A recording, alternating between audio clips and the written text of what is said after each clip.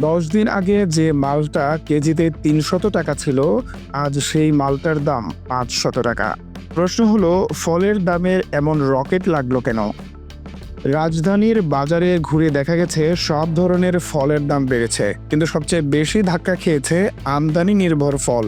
মালটা, আপেল, কমলা, বেদানা, আঙ্গুর, নাশপাতি সবই এখন ক্রেতার পকেট গরম করছে। মাত্র 1 সপ্তাহ আগে ভালো মানের মালটা পাওয়া যেত 280 থেকে 300 টাকায়, কিন্তু এখন 450 থেকে 500 টাকা কেজি।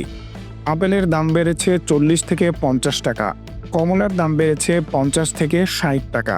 নাশপাতি ও আনারও একই অবস্থা। কালো আঙুর এখন 750 টাকা কেজি, সাদা আঙুর 600 টাকা পর্যন্ত। ব্যবসায়ীরা বলছেন দুই কারণে দাম হু হু করে বেড়ে চলেছে। কারণ এই সময় ফলের মৌসুম নয়, যেসব দেশ থেকে আমদানি হয় সেখানেও সরবরাহ কমেছে। দ্বিতীয়ত, চাহিদা বেশি।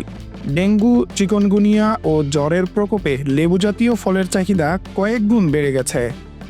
সংখ্যায় দেখুন, গত অর্থবছরে প্রতি মাসে গড়ে 1,40,00,000 কেজি মালটা আমদানি হতো, কিন্তু জুলাই মাসে এসেছে মাত্র 27,57,000 কেজি, মানে স্বাভাবিক চাহিদার মাত্র 20%। বাবুবাজার, কারওয়ান বাজার, ফুটপাত যেদিকেই তাকান ক্রেতার অবাক মুখ। কেউ দাম শুনে পিছু হাঁটছেন, কেউ বা বলছেন ডেঙ্গুর ভয়ে পকেট ফাঁকা হলেও কিনতেই হবে। 10 দিনে মালটার দাম কেজিতে 150 টাকার বেশি বেড়েছে, তবুও চাহিদা কমেনি।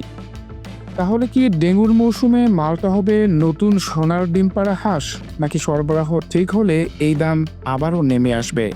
আপনার কি মনে হয়, এটা বাজারের নিয়ম নাকি কোনো কারসাজি?